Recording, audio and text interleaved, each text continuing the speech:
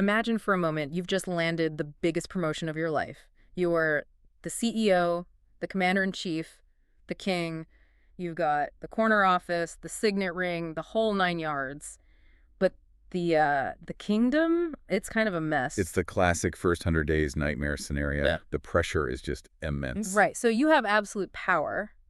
What's your first move? Do you, lock down your position by firing everyone who might disagree with you? Or in this case, do you just murder anyone who shares your last name? Or do you take a completely different path? Exactly. Do you decide that the rules actually matter more than your own job security? That is the tension, isn't it? Self-preservation versus principle. Most leaders, they try to find some kind of gray area in the middle. But today we are looking at two guys who did not know the meaning of gray area.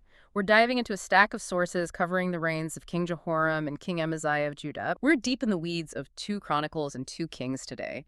And honestly, this doesn't read like a Sunday school lesson. It reads like a season finale of some political thriller where the writers just decided to kill off half the cast. It really does. And what's so fascinating is how the sources present these two as this perfect study in contrast. You have Jehoram, who inherits a stable, wealthy kingdom and just tears it apart through paranoia. Yeah. And then you have Amaziah, who inherits a kingdom in absolute chaos. I mean, his father was assassinated, and yet he shows this baffling restraint. Baffling is the right word. I was reading the notes on Jehoram, and the sheer brutality is shocking. But then you look at Amaziah, and the restraint is almost scarier because it's so counterintuitive. And that's our mission today, to unpack what these ancient texts are actually telling us about power, justice, and, well, accountability. Because the context might be guys in chariots, but the questions are so modern. How does fear drive decisions? And what happens when a leader decides they are the law versus a leader who knows they are subject to the law? That's it right there. So let's start with Jehoram. This is the guy who woke up and chose violence. But before we get to the body count, we have to talk about his background. The sources make a huge deal out of his dad, King Jehoshaphat. Right. Jehoshaphat is a heavyweight in this narrative. He's the reformer.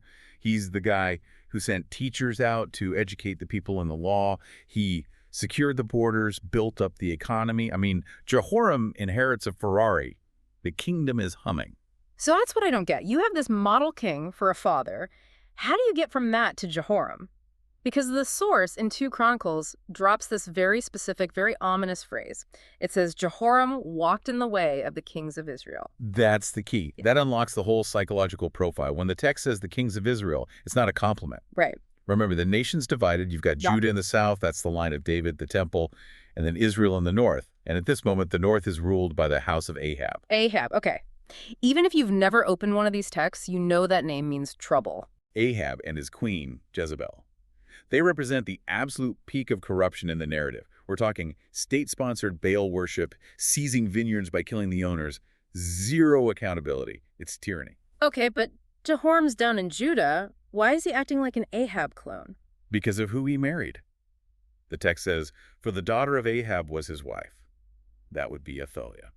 Ah, the missing link. So this wasn't just a bad attitude, it was a political alliance. Exactly. Jehoshaphat, the good dad, he made a strategic blunder. He arranged a marriage alliance with the north to secure peace, and he married his son Jehoram to Athaliah, the daughter of Ahab and Jezebel. So he might have had a good father, but he had a very persuasive wife who brought the culture of the north right into his living room. He's basically importing a different style of leadership, the Ahab model. And the Ahab model is? The king is absolute, the king takes what he wants, and rivals are not tolerated, period. Which leads us to the atrocity. Jehoram becomes king, the old man dies, and his first move. The text says he killed all his brothers with the sword. It's a brutal, calculated purge. And not just his brothers, some of the other princes too. But let's play devil's advocate for a second. I know it sounds horrific to us, but this is the Iron Age. Isn't this just a standard operating procedure? You could argue that. If you have 6 brothers, that's 6 guys who think they should be sitting in your chair. Isn't he just being a strong leader here, securing his administration? In a purely Machiavellian sense, sure, it's logical. Eliminate the competition, you win. But the text is framing this as a catastrophic failure of leadership, not a success. Why? Because of what it reveals about his mindset.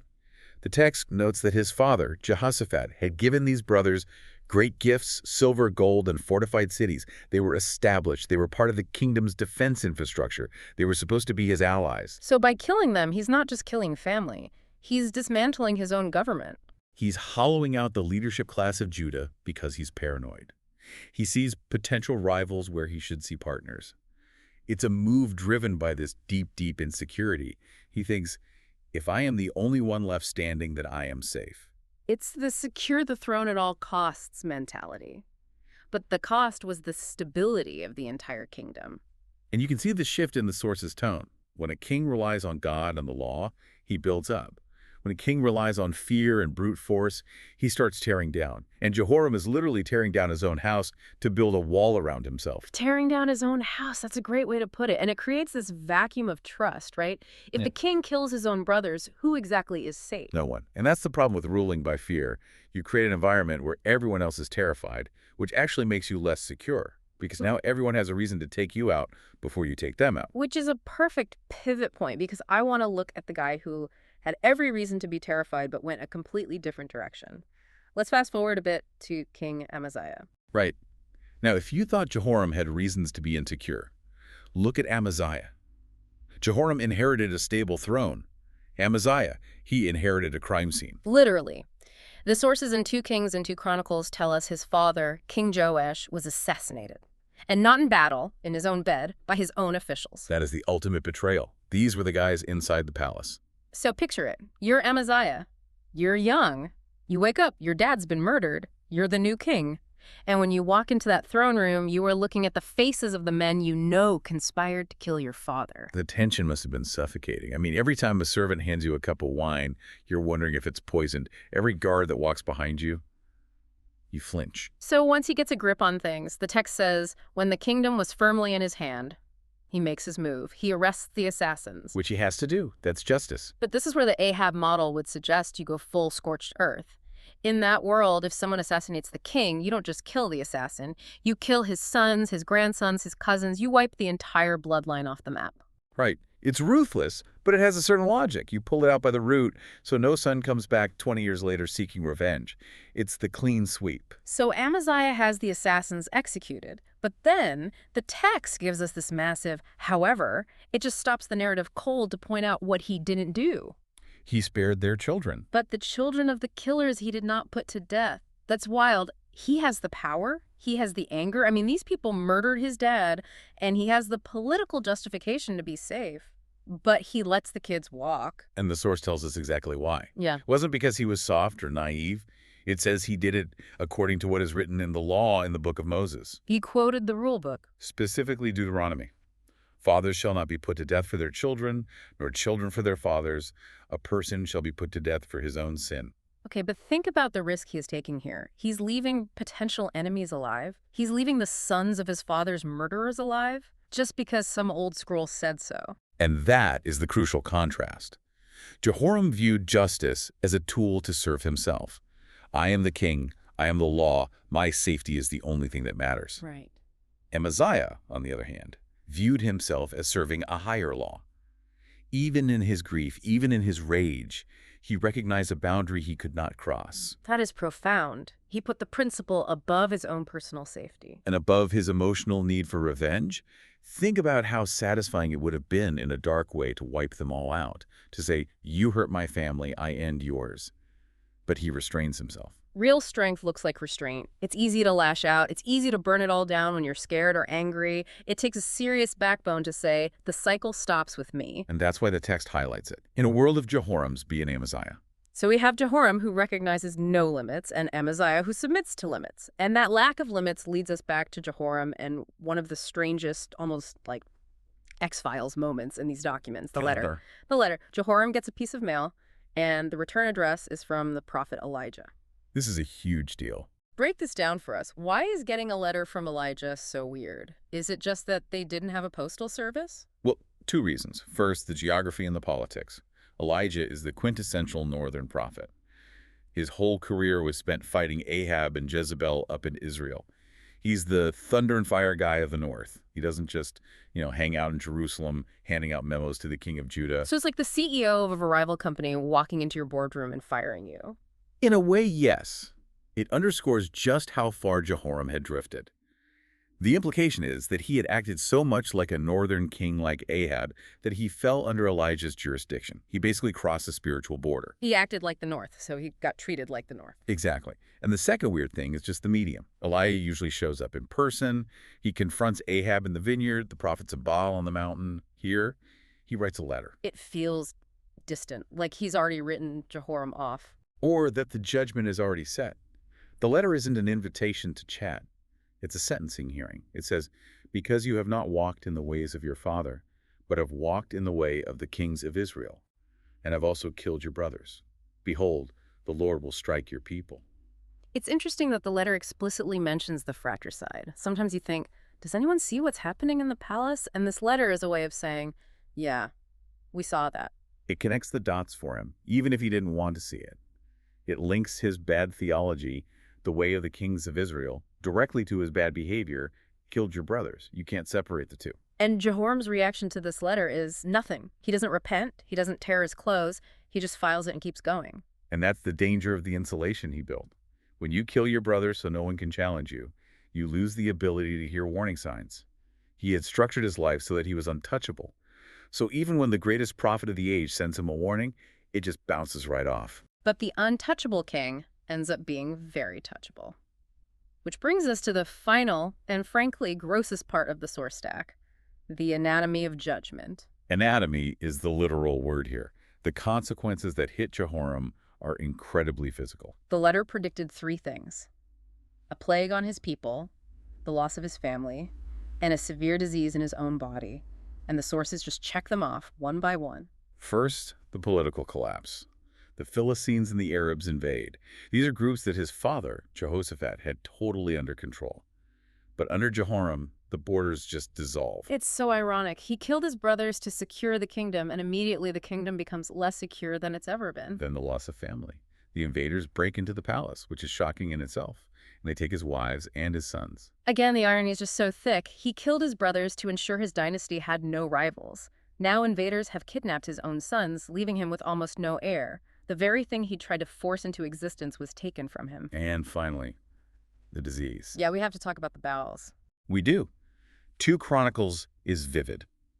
It describes this slow, agonizing disease of the bowels that lasts for 2 years. 2 years. That is a long time to be in pain. And the text says eventually his bowels came out because of the disease. It's like a body-melting scene from a horror movie. It is grotesque, and I think intentionally so. It's stripping away every last shred of his dignity. This is a guy who wanted to project strength, power, royalty. And the end of his life is him helpless, bedridden, and literally falling apart from the inside out. Why that specific progression? Why not just a lightning bolt? I think the sources are showing us a dismantling. It's a systematic stripping away of everything Jehoram trusted in. Okay, walk me through that. He trusted in his military power. The Philistines crush it. He trusted in his political alliances, his dynasty, his family is taken. He trusted in himself, his own person, his own body. His body betrays him. So it's like the circle keeps shrinking. From the borders of the nation to the walls of the palace to his own skin. Exactly. It paints this picture of a leader who tried to grasp total control. He squeezed the kingdom tight. And in response, he loses control over every single aspect of his existence. It's the ultimate tragedy of the tyrant. By trying to hold on to everything, he ends up with literally nothing. And the final nail in the coffin is the funeral. Yeah. Or the non-funeral. This is one of the saddest lines in Chronicles. It says, "His people made no fire for him like the fires for his fathers." So usually a king dies, you have this massive state funeral, bonfires, mourning, the whole deal. For Jehoram, nothing. Silence. And then the text adds this brutal epitaph. He departed with no one's regret. He departed with no one's regret. That hits hard. Nobody missed him. They were just glad he was gone. Contrast that with Amaziah. Now, Amaziah wasn't perfect. The sources have more to say about his later years where he messes up. But in that defining moment, at the beginning of his reign, he chose to limit himself. He chose to respect the lives of innocent children. And because of that, he broke the cycle of violence. Jehoram tried to secure his legacy by killing, and he died unloved and unmourned. Amaziah took a risk to obey the law, and he established justice. It's a tale of 2 kings.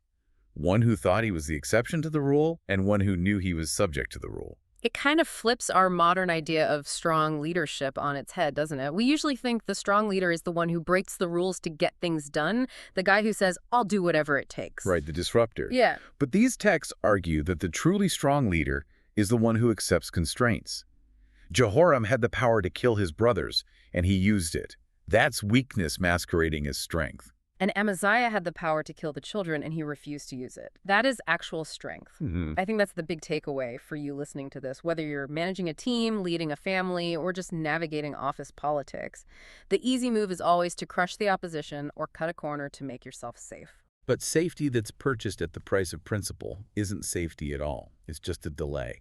Jehoram bought himself a few years of safety by killing his brothers, but he paid for it with his legacy, his family, and his life. So before we sign off, I want to leave you with a thought to chew on. We watched Jehoram try to control every variable to alleviate his fear, and we watched Amaziah accept fear living with the sons of his father's killers to keep his integrity. It raises a pretty provocative question about the nature of control. We often think, if I just get rid of this obstacle or this person or this rule, then I'll be secure.